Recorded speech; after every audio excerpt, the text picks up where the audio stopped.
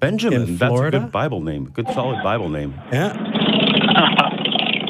Right on. Hey, Benjamin, you're Hey, guys. live with Eric and Pelagia. How's it going? Hey, really good. Thank you for taking my call. I really appreciate it. And Paul, welcome to the United States, man. Thanks so much. You sound familiar. Have you been on my show several times involuntarily? Have I been set up? Voluntarily, possibly. Who am I talking to? Who are we talking to?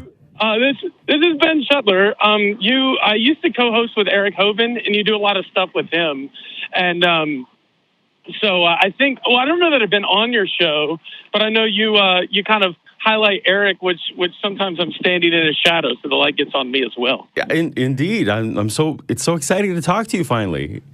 Well. Yeah, I was actually hoping to come to the Faithless Forum and meet you guys, and definitely if you do that again in the Dallas area, I'd love to put you in front of some larger Christian audiences if you guys are interested. Ooh, well, I don't know. in. Yeah, I don't know if you heard the start of the show, but yeah, the plans for 2020 are going. So we'll be in touch. Okay, For sure. So, Benjamin, what did you want to call in about? Dallas or? Oh, I'm sorry. No, that's okay. I just, because we'll figure out our date later. For sure. No, absolutely.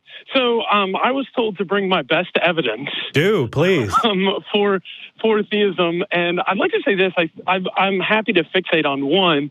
I think most theists would say that it's not like one compelling. Well, I guess I can't speak for most, but at least for me, I wouldn't say there's one compelling thing. I would say there's several strong pillars, which you guys often interact with. So, like that causal argument, I think most people would call it the cosmological argument. This idea that there had to be an initial causer because our universe displays a causal nature to it, which it does.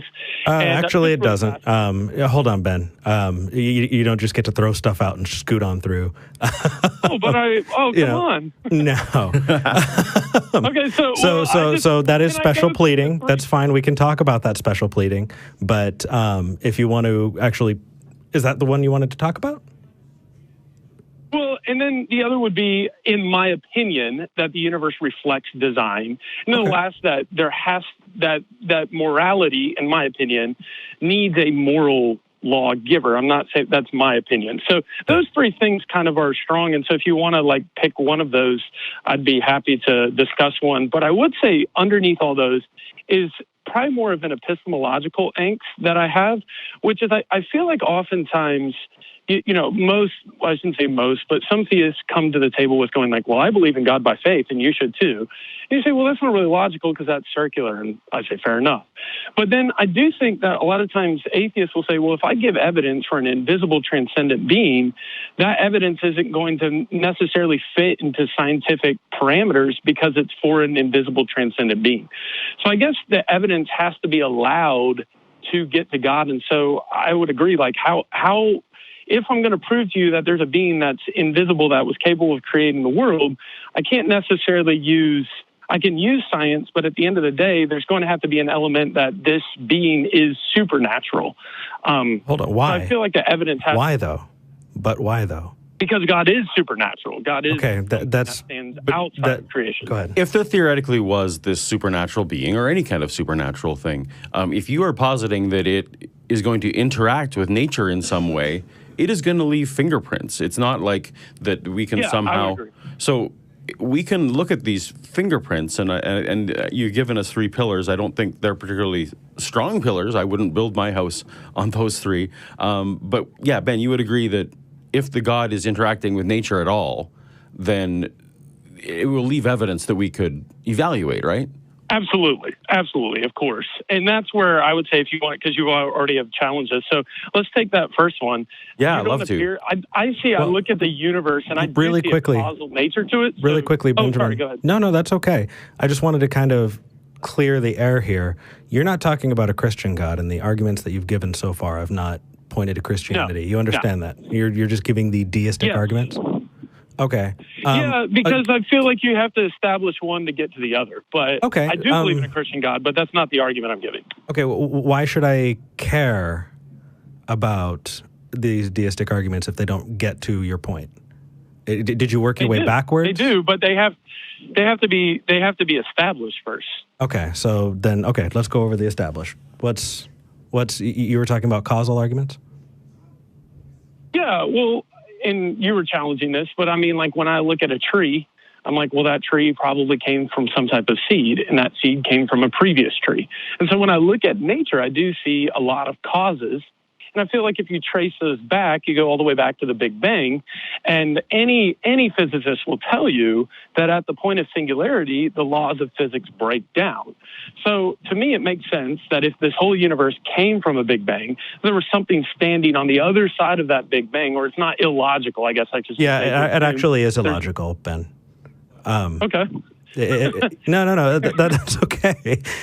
Because there's no guarantee. There's no guarantee that there can be something on the other side of all that exists. Right, and that may not even be a coherent concept to say what is outside of our X, Y, and Z axis. To say that there's something, or maybe there is something. I think the only honest thing we can say is we don't know, because of course, before time is also incoherent. And again, a lot of us feel like that it's not. We might acknowledge that our particular universe, our particular instantiation of space-time had a beginning, but you already acknowledged for us that there was a singularity, and that singularity we don't know anything about before Planck time. Therefore, for example, first law of thermodynamics is that matter is neither created nor destroyed in layman's terms. Therefore, energy could have, if something has to exist forever, why not energy? Because at least we know that energy exists, and we can imagine that perhaps there is a pool of energy that our particular instantiation of space-time came from, but that doesn't mean that that's all the energy that exists in the cosmos, and that's why we use the word cosmos to describe what's beyond our universe, and possibly there are other universes, or maybe we're the only one. But the real honest answer there is we don't know, not therefore God. And I would disagree. I would say that is illogical to just go, hey, when I look at all of this energy, to say that there is another energy source, but I refuse to call him God. No, not another energy source. It's the same pool. Yeah, who said another energy source? And why does it have a penis? You said I refuse to call him God? God in the Bible. Well, what? I mean, what to use it for? Are you? Well, I'm just confused. It's like that kind of seems like mockery that doesn't further the conversation down the road. Is that a serious question of yours? Well, I'm trying to explore why you're gendering energy, and that is silly. Yeah. Now it's okay. No, people make fun of my hair, and I just kind of go, "Yeah, my hair's stupid," and I move on. It's okay. I'm just ribbing. So to me, the hair is totally not part of the conversation because I can't see it. But if I could, maybe I would make fun of it. I don't know. I would. Okay, fair enough. So what I'm saying is the argument is that there is energy that caused this formation of energy. It seems like that's the argument you're making. Well, I'm just saying that's one possibility. I think the honest answer that we generally would give is we don't know, but certainly one possible, if something has to be eternal, we know that energy exists, and we know that we can't create it and we can't destroy it. So why wouldn't energy be a more likely candidate for the thing that is eternal, if something has to be, and if that's even a coherent concept outside of space-time? Yeah, I don't even know if eternal is something that exists at all. No, we don't know. Yeah. Outside of time, it may not be coherent. You're right. Yeah. So right. Ben. And so I would say energy. I would agree with your argument there that energy could be something that's confined once again to space-time. So then what I'm saying, though, is why would it be illogical to say that there's something that transcends all of this energy, all of the things that we can measure scientifically, sure. That there's something that transcends space-time that is capable of creating space and time. That is logical. No, you may disagree with it, but no, hold on. We can go to the foundations of logic, right? We can say A equals A, A does not equal not A, and A cannot equal A and B at the same time, right? We can go through there, and I can say that before existence doesn't make sense. Right, you're trying to confirm it and its negation. I mean, existence. Period. It's how does that become logical? I'm saying the physical universe. What is there outside of the physical universe? God. How do you know that? Is there outside of the physical universe? I just kind of gave that, and that doesn't even make sense, does it? Well, I mean, that's one possibility, but physical again, we just don't know. This is the epistemological challenge that I'm saying. I'm going like, if the universe is a closed loop, then what I'm saying is that there's a being that stands outside of that closed loop that would have created all of this. You're saying, I don't know. I'm actually positing a hypothesis here. Oh, okay. Hold on. I actually have a hypothesis. I did it. Okay. Yeah, but you were caused, though. No, I wasn't. Is that a logical hypothesis? No, it's me stating a thing and not backing it up. Right. Right. Yeah, but this is logical to say that there is something that transcends all of this that has the capacity to do it. You're welcome. Now, if you could point to some things that go, if you could point to some things that go, okay, here's why that God cannot exist. And I feel like what's being said is, well, that God can't exist because nothing supernatural exists.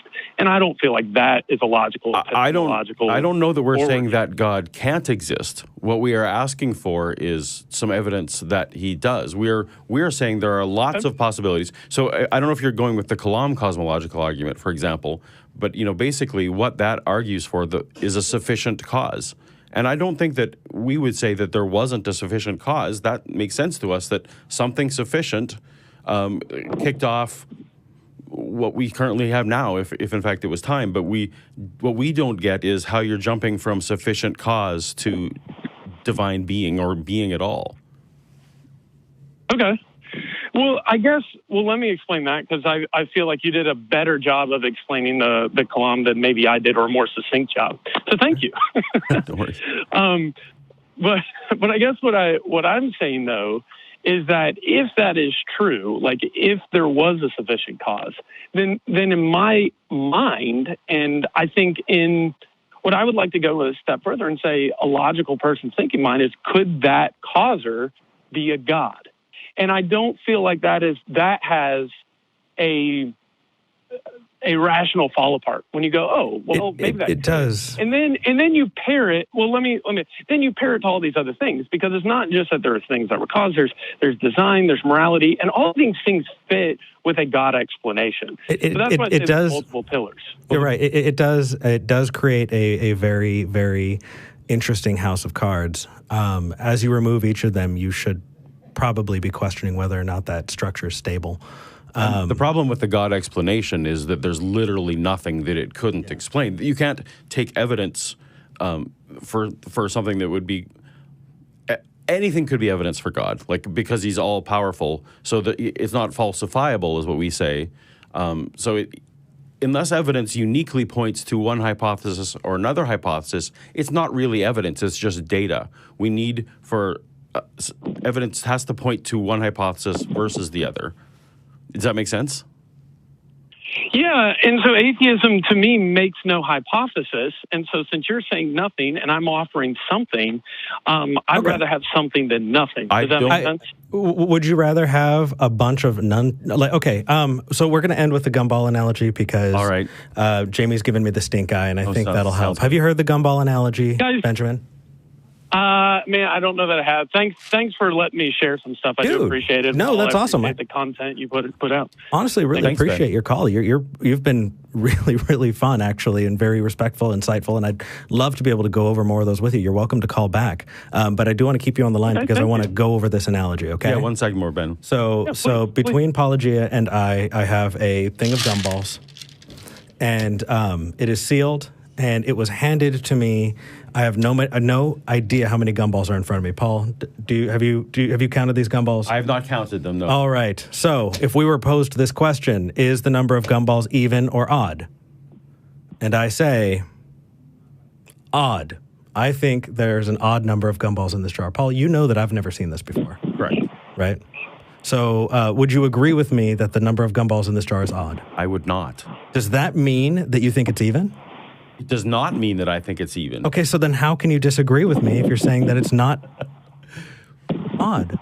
Well, because these are separate propositions. The one proposition is that the number of gumballs is odd, and the negation of that is that it is not odd. Right.